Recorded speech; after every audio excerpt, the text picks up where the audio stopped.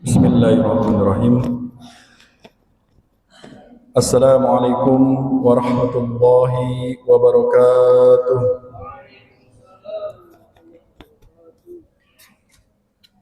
Alhamdulillahi rabbil alamin. Wabihi nasta'inu ala umuri dunya waddin. Wa ala alihi wa sahbihi ajma'in. Amma ba'du. Pertama-tama marilah kita panjatkan puji dan syukur kehadirat Allah Subhanahu wa taala.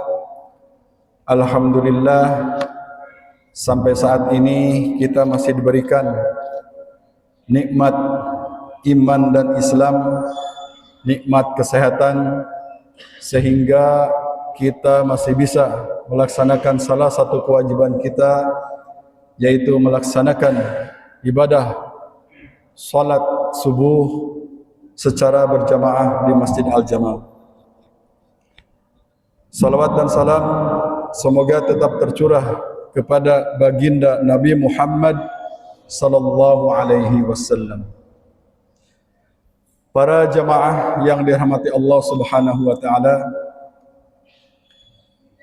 tidak terasa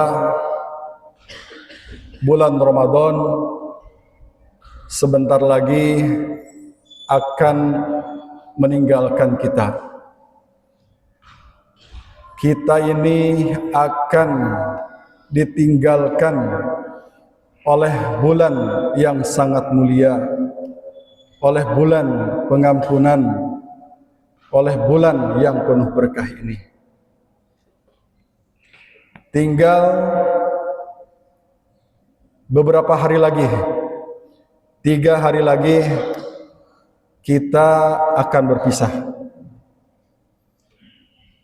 Dengan Ramadan semakin mendekati ke garis finish atau di akhir Ramadan di 10 hari terakhir ini, ternyata ujiannya semakin berat. Apa buktinya? Kita bisa melihat bagaimana masjid di mana-mana orang yang berjamaahnya ternyata semakin berkurang.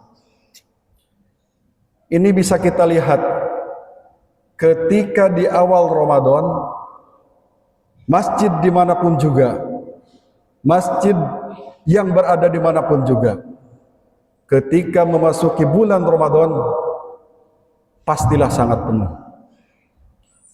Akan tetapi mendekati 10 hari terakhir, ternyata masjid sudah hampir banyak ditinggalkan.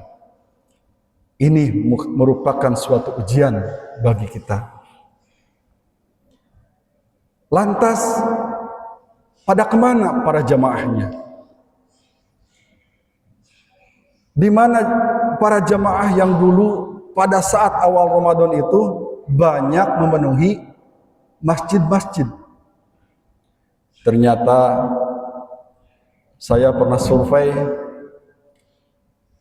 ketika maghrib kita berangkat aja ke mall 10 hari terakhir.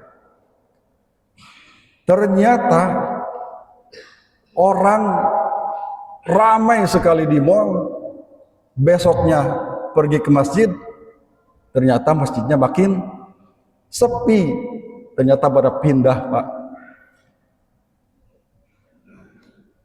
Padahal Allah Subhanahu wa taala, Nabi sallallahu alaihi wasallam bersabda, "Ahabbul biladi ilallahi masajiduha wa abghadul biladi ilallahi aswaquha."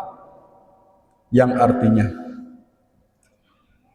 tempat yang paling dicintai Allah adalah masjid-masjid. Sedangkan tempat yang paling Allah benci adalah pasar-pasar.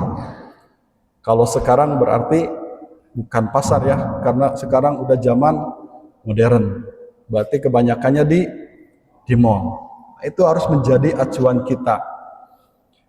Di 10 malam hari terakhir, ketika harusnya kita menambah motivasi ataupun menambah semangat seperti yang dicontohkan para sahabat, apakah mungkin kita sebaliknya? Padahal Ramadan tinggal 3 hari lagi. Harusnya kita minimal istiqomah seperti di awal, atau bahkan lebih bagus kita tingkatkan amaliyah ibadah kita. Maka dianjurkan di 10 malam hari terakhir itu adalah beriktikaf. Beriktikaflah di masjid, berdiam dirilah di masjid, bukan di. Yang kedua, ujian yang sangat kita berat di 10 hari terakhir, ternyata orang yang tidak berpuasa semakin menampakkan diri. Ketika kita berangkat kerja ataupun yang lainnya, banyak kan yang tidak berpuasa malah sekarang menampakkan dirinya bahwa tidak berpuasa. Dan mungkin di 10 hari terakhir ini kita sibuk dengan banyaknya persiapan-persiapan. Di antaranya mungkin persiapan lebaran lah. Lebaran dulu nanti mudik. Jadi banyak persiapan sibuk dengan lebaran. Sudah punya baju baru belum? Jadi kita itu disibukkan dengan hal-hal seperti itu. Apakah dicontohkan di zaman Nabi? Tidak tahu ya, karena tidak hidup di zaman Nabi. Nah mungkin itu. Jadi di 10 malam hari terakhir di bulan Ramadan, ternyata ujian itu semakin berat. Dan ingatlah hadis yang mengatakan innamal a'malu bil khawatim. Sesungguhnya setiap amalan tergantung pada akhirnya. Jadi jangan sampai ada indikator buat kita, indikasinya ternyata kita makin di akhir itu makin menurun. Harusnya karena berdasarkan hadis itu bahwa setiap amalan itu tergantung pada akhirnya, minimal stabil. Apa yang kita dilakukan di awal Ramadan, di akhir juga minimal stabil. Tetap melakukan seperti itu, bahkan lebih bagus ditingkatkan. Semoga kita tetap bisa istiqomah bertahan di 3 hari terakhir ini. Masih ada kesempatan 3 hari lagi, 2 hari lagi kita tingkatkan kualitas, kuantitas ibadah kita di bulan Ramadan ini. Di bulan Ramadan tentu ada yang berhasil ataupun ada yang merugi. Ketika berhasil seseorang, maka akan diampuni segala dosa-dosanya oleh Allah Subhanahu wa taala. Akan tetapi banyaklah orang juga yang merugi di bulan Ramadan. Berikut adalah 5 golongan orang yang merugi di bulan Ramadan. Yang pertama adalah orang yang menganggap biasa bulan Ramadan. Jadi seseorang yang menganggap bulan Ramadan itu sama halnya dengan bulan-bulan yang lainnya, maka ada indikator bahwa dia itu merugi. Kenapa? Karena seharusnya bulan Ramadan adalah bulan yang penuh ampunan. Seharusnya kita tingkatkan ataupun kita tingkatkan segala amaliyah di bulan Ramadan. Yang kedua, orang yang merugi di bulan Ramadan ataupun sesudah Ramadan adalah orang yang tiba-tiba alim di bulan Ramadan. Banyak hal seperti itu. Ketika di bulan Ramadan, alhamdulillah rajin ke masjid, rajin berjamaah, rajin tadarusan, rajin berinfak. Akan tetapi lihat indikator terakhirnya, setelah bulan Ramadan kembali lagi tidak rajin, ya. Yang ketiga, orang yang sebatas menahan lapar dan dahaga. Golongan yang ketiga ini adalah orang yang hanya menahan lapar dan haus saja. Sedangkan Abu Hurairah radhiyallahu anhu meriwayatkan bahwa Rasulullah sallallahu alaihi wasallam bersabda, barang siapa tidak meninggalkan perkataan dusta dan ataupun amalan dusta, maka Allah tidak butuh dengan puasanya tersebut.